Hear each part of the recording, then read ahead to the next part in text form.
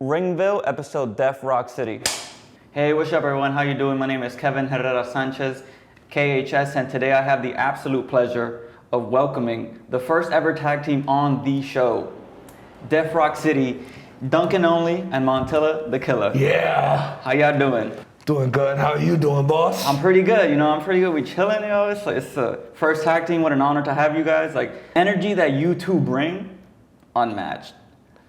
Thank you very much. Thank you very much. I appreciate that. No, of course. What was the decision or process in becoming a tag team together? You want to take this? Yeah. I mean, we didn't really like each other at first. I Hated him. I can't remember why. I think the first thing I did, because I'm a silly guy. I don't know. There's one time. People tend to say that I talk too much. He's the king of yap. There was one time he was talking, we're building the ring, taping down the mats, and this was before you had your grills, of course. I put a piece of duct tape over his mouth. And I punched him in the face. And we kind of scrapped. We was fighting. in the ring. And then there was like the promo battle. The promo battle, I said he looked like a Hot Topic cashier, and then he punched me in the face. No, I didn't punch you. I shoved you. Yeah. You shoved me, then I punched you. Yeah, okay. And then we were fighting again, and then it just kept on happening. We kept on fighting, and then you were wearing a shirt one day. Yeah, I had the Black Flag shirt on, and I was like, yo, I like that band. And so we kind of started talking a little bit more, started hanging out, realized that we're literally the same person. I'm just angry and I wear a mask. Okay. And you're not angry and don't wear a mask. yeah. I'm less angry, and there's less of a mask going on. So Okay. And then we got paired together one day, tag team match, and it was history from there, best friends. There you go. And it's like, yo, shout out to your grill, and the chain came out iced out today.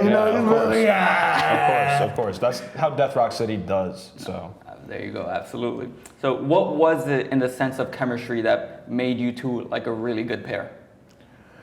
I like to think that he calms me down a lot. Okay. I feel like everybody calls me a hothead, crazy, loose cannon, and he's kind of my zen. Okay. You feel me? Like he stopped me from stabbing too many people. He stopped me from catching a lot of different charges. So this is why I always got love for my white boy. You feel me? For sure, absolutely. Yeah, I think so. I think I don't know if it reads on camera, but he's definitely a little bit more insane, and I'm like I'm a little now bit, you know what? I would have not picked up on that. I guess not. That's really the only difference. Other than that, I think we're kind of just we have everything about us is so similar. We couldn't really deny it anymore. What was the thought process in choosing the name Death Rock City? I love that question. Yeah. Okay. Our first team name was the Grim Adventures. It took us the Grim Adventures? Yeah. Okay. And we were just like, no, that doesn't work. There was so many names.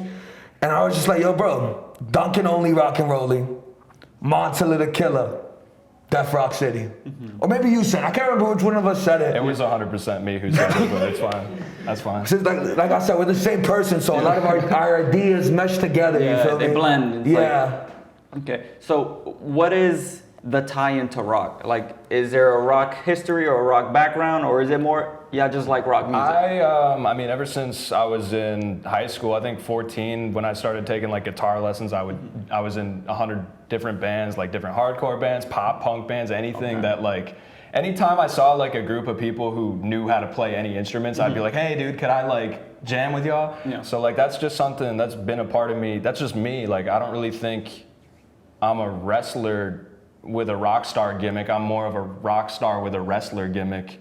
Okay. And I feel like that's kind of Well, me, I just like when people yell and scream. So rock draws to me very naturally. Very naturally. Yeah. Thank you. Yes. Okay. One of the things that I picked up on just instantly watching you guys live was like the energy that you bring is incredible. Your song, like you said, you come out with a guitar, you come out with drumsticks. Like, what was the process in thinking of that? I think I don't really know. I think it's really just us. And when I like think of how like the old rock bands presented themselves, like I'm really into punk. Like when the Ramones came out, no one had ever really like heard, like nobody knew you could just like go full throttle through a whole song, and they're like, oh, you can just do that and like not take any dips at any point in the song. It's just balls to the wall the whole time, and everybody's like, oh, I didn't know you could do that. So it kind of disrupted the whole flow of anything, and that's kind of what we're trying to do. I feel like that's what Death Rock City is all about. We try to be very different, very unique. Okay. And that's us. I'm not a luchador, even though everybody likes to call me a luchador. I'm not. And this is my white boy rock star, and we come together and we're locked in always. So you're not a luchador. You like to say that a lot, right? Because you got to check people like, yo, don't call me that. That's not what I am. It's like, why decide to wear a mask while wrestling? Kevin, I'm glad you asked. I wear a mask because I don't want to be humanized at any point. I don't want people to look at me and be like, oh, he's in pain, he's that. Nobody deserves to see Montilla the Killer in pain. But for some reason, everybody thinks, oh, he's small, he's Latino, he wears a mask, he's a luchador. Well, I'm not a luchador. I actually have a lot of trauma with luchadors. My parents were killed by a luchador. That's not what happened. Okay, that's not what happened. That's a lie. Okay. The real reason I'm not a luchador, the year was 2006. I go to see my favorite actor, Jack Black, in his hit movie, and I was jumped at the premiere of Nacho Libre. Okay. It's a very serious topic. I don't know why you're laughing at me right now, Kevin. Nah, it's fine. Can we move on, please? No, absolutely. Good movie though. Yeah, great movie, great film. Classic. When coming together as a tag team, what was the decisions or conversations like in coming up with a moveset? That's still happening. Yeah, I don't know. We got we have moves set, but there'll be just a day before a match. He'll be like, yo, let's just try this out, or let's do this. Like, we have certain moves that I love, that we love, and we gonna continue to use to kick some ass. Yeah. But sometimes Duncan will probably watch some tape, or we'll think about something. We'll play 2K or some shit. Yeah. And then we'll be like, yeah, we got to do this. We got to try this out. You feel me? Yeah, that's pretty much how it goes. I mean, also it's just like, you do this, I do this. What if we did this? That's like a combination of those two things. So yeah. Take A from this side and B from this side and just kind of mix it up. It helps to kind of already be, because like I said, we weren't a team at first. Yeah. We were already our own wrestlers. From enemies to friends. Yeah. So we had our own movesets, and it was kind of just like, let's combine our movesets. Let's go. So when watching tapes, Duncan, what kind of tapes do you like to watch? I'm a really big, let's say 97 to 2000 ECW fan. Okay. I like to watch a lot of Sabu. I like to, that's, if you know me, that's my guy. Yeah. This is the only guy who could mess up in most matches and nobody really cared. That was his style. He had that. It's if you went into a match and didn't see that, you're like, damn. But he was also just super innovative, and a lot of the stuff he did, it inspires me to kind of think. There's some random things, I'll be scrolling through TikTok and I'll find a move. I remember I saw Rikishi do something and I was like, oh, I could change this up. And he did a pop-up cutter. I was like, ooh, let's just slightly turn this into a stunner maybe. And there's just different things that I'll see every now and then. I just want to try, and I'll put my own spin on it. And I won't lie to you, sometimes someone will tell me, hey, I saw this guy do this, and that. What if you did this? And then I'll just be like, I hate that, but I'll do it, and then change it and do it my way. Right, for sure. So that's kind of how it normally goes. I mean, I'm a big Ruthless Aggression mark too. That doesn't really have to do with coming up with moves. That's just more what I like going back to watch because it's very nostalgic for me. I feel you. I also started watching during that time. It's a great era. No, of course. It's slept on too. It's Absolutely. Because that's right after the Attitude, so a lot of people left. But it's nah, they got some good stuff there. Absolutely. No, definitely. So what are some tag teams that inspire you, in the sense of in-ring style or even cutting promos? I think, obviously, DX and the Hardy Boys are the big ones. I think anybody would say that, but I think that really reads. I really love the Motor City Machine Guns. I think that's that's the first time I really realized, tag team wrestling is sick. Is 2009 TNA, watching them do what they did, and I used to want to be Alex Shelley. Absolutely. I would say, in terms of our dynamic, I get a lot of flack for this, but one of my favorite tag teams of all time, Team Hell No, Daniel Bryan and Kane. There were two people who were doing their own thing at one point, and they were drawn together, they were forced, and look, that gold. One of the things that it's very just outspoken about you guys is you film your own vignettes, right? A lot of training videos. Where was the decision to start filming those? I'm actually glad you brought that up. Do you want to say it or should I say it? Go ahead. We don't film anything. Anytime we hang out, it gets recorded, edited, and uploaded, and we don't know how. Okay. We just hang out in the privacy of my own home, which is an alley. Yeah. And somehow, some way, I go on my Instagram and somebody uploaded it. Actually, it was weird because nobody uploaded, like we uploaded this new music video. We're doing music now. Yeah, we do music. Death Rock City, we're also a rock band. We're a rock band. And I remember like we were just kind of like rocking out to the song one day. Next morning, I just had something in my Dropbox and I was like, what the hell? And it was a fully shot and edited music video and we just posted that to Instagram. It wasn't done by you. Yeah, somebody's stalking us and they're saving us a lot of work. So is that a good thing, a bad thing? I don't know, man. You're talking about it, right? Yeah, exactly. We're talking about it.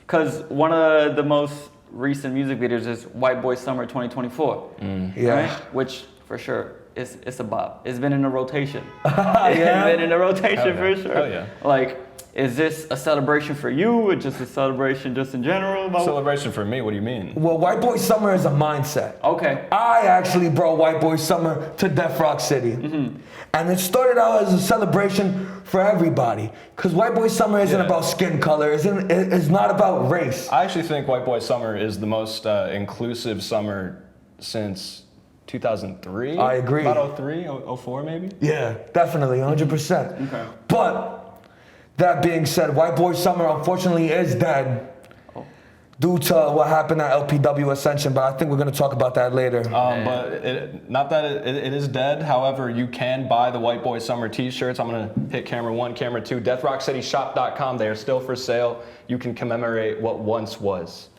R.I.P. For sure. It's a super fire shirt too. It absolutely is. Check it out. It'll be in the description below. So, who made the song? Who came up with the chorus? Who came up with the lyrics? Or was it another thing that just appeared out of nowhere? No. Definitely, this is the rock star here.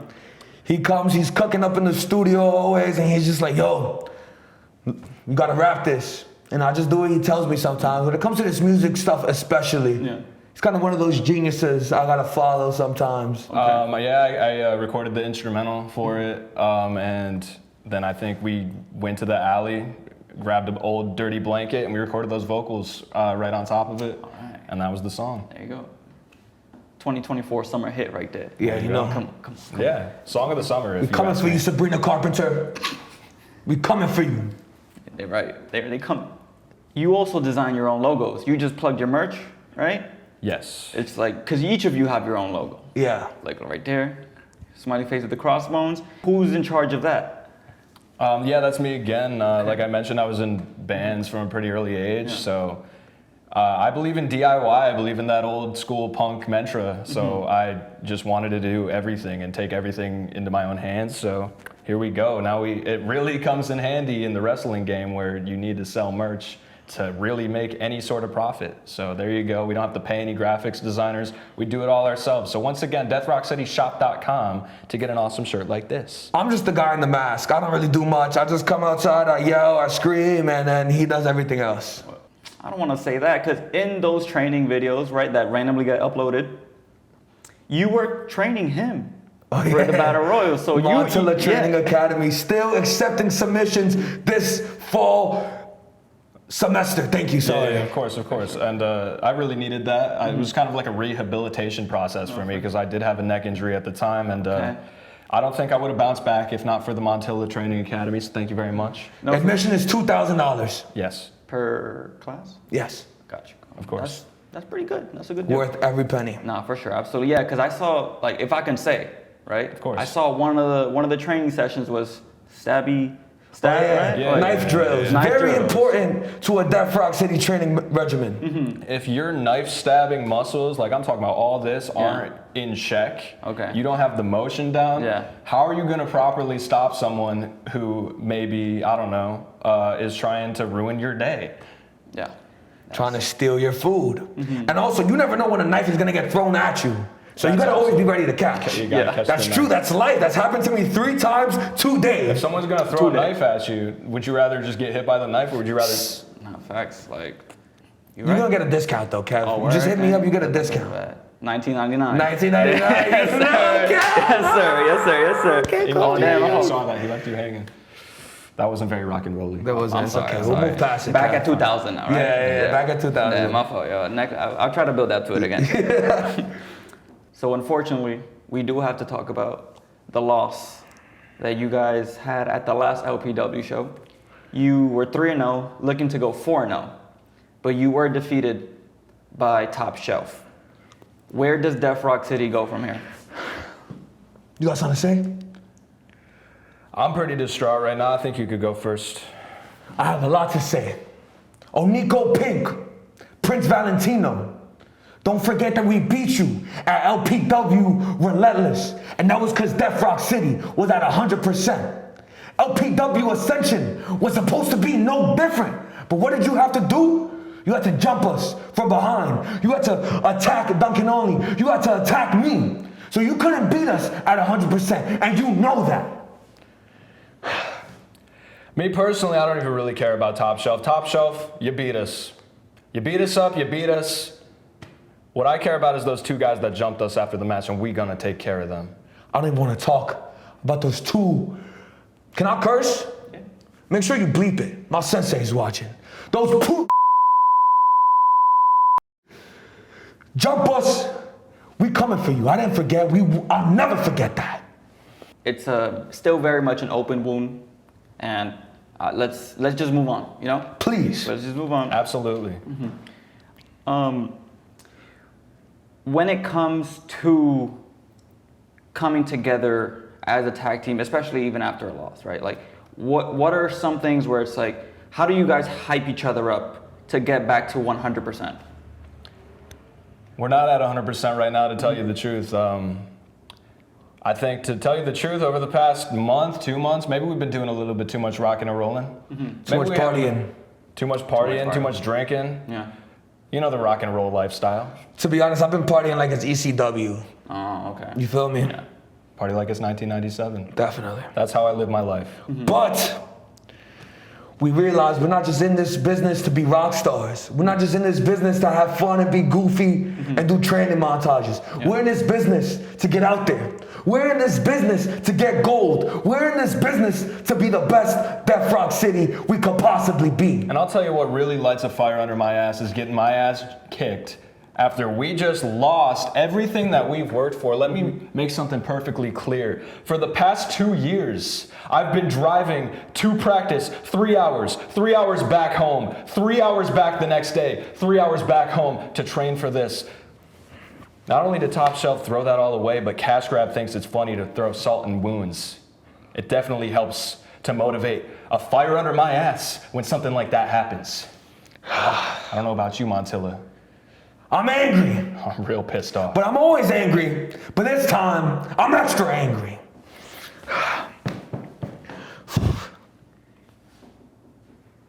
What are some of your wrestling goals? Number 1, we're gonna beat the living hell. And I don't. Yeah, sorry, we don't curse. My sensei, of course. I don't give a damn if they're bigger than us, if they're stronger than us. We're gonna find a way to beat the hell out of those 2 idiots that jumped us. And then after that, we're gonna win. We're gonna be the first ever LPW Tag Team Champions. Then we're gonna go on to beat the main event, become HOG Tag Team Champions. Then we're gonna move our asses over to NXT. I think we'll win those NXT Tag Team Championships. After that, Raw, SmackDown, it doesn't really matter. Those SmackDown belts are really pretty though. I think we'll be the next WWE Tag Team Champions. Then I think we have to just balance it out. Let's win those World Tag belts too. We're just gonna win every tag championship, not only on the indies, not only in the WWE, wherever we can. If you have gold, we want it. I want to kill a luchador in the ring. I don't really have anything to say about that one. That's the one you want to go with? Yes. All right, cool. All right. Did I say a joke or something? No, my fault. We talked about goals, and now my goals are being laughed at? You know what? That's very unprofessional. Murder, manslaughter, that's my goal. What did you expect? It's in his name. No, you're right. The killer. You're right. I'm sorry. That's not a gimmick. It's not. It's life. Like, that's real shit life to you. Yes, always. All right. Well, an absolute pleasure sitting down and talking with you both. Like, thank you very much for being a part of this. Anything you guys would like to say to the camera before we take it home? Buy our merch. Follow us on Instagram. Listen to the music. And rock and roll. I was thinking the same thing. DeathRockCityShop.com. There's like, I don't know how many designs. There's a lot of them. You can pick one. We got some for sale. We got some that are ridiculously expensive. Take your pick. The expensive ones are obviously the cooler looking ones. Buy one, buy two, buy three. I don't care. Get one for your niece, your nephew. It doesn't matter. I just want to make money. I need money in my pockets. He lives in an alley. By choice. By choice, but it would be nice to get some nice upgrades. Like we wanted to get a ficus. We definitely need a ficus. So hit up the link, deathrockcityshop.com. We're going to be wrestling for LPW probably in a couple more months so we can take care of business. And then from here on out, that's pretty much it. Death Rock City. Nope. Yeah. Death Rock City. He knows now. There you go. He knows. Shit. Just saying. All right, everyone. Until next time, we out.